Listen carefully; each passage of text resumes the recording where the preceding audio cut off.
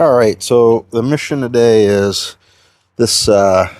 These forks, they've seen some abuse. This cage has seen some abuse, and we're going to try to turn back the clock on the abuse today. So I'm going to take a hammer and mallet, try to pound this back in so that it's straight, and then I'm going to grind that up a little bit and put a weld on it.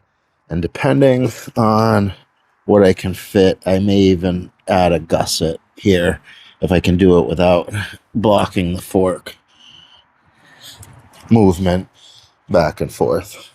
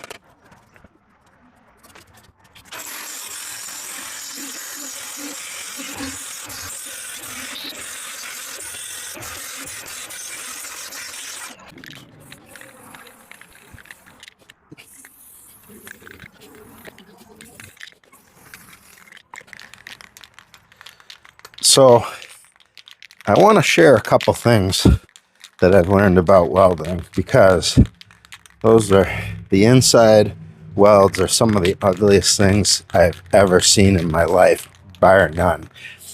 And I've done a lot of ugly welds.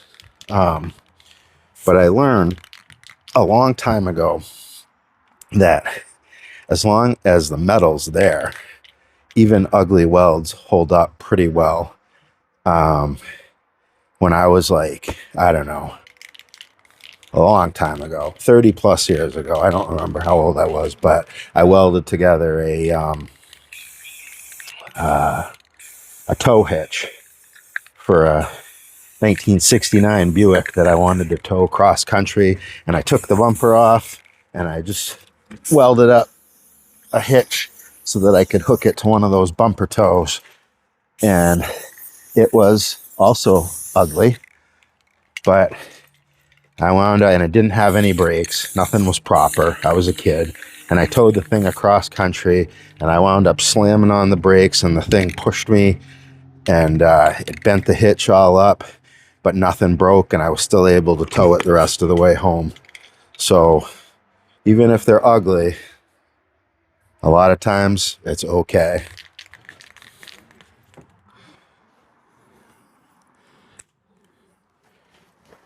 All right. So that's nothing great, but it'll work. Um, I didn't catch this till after, so that's got to get welded. And I am going to put, I think, gussets in to keep that, but I can't go the full height. But if you look, this thing, there's still a space.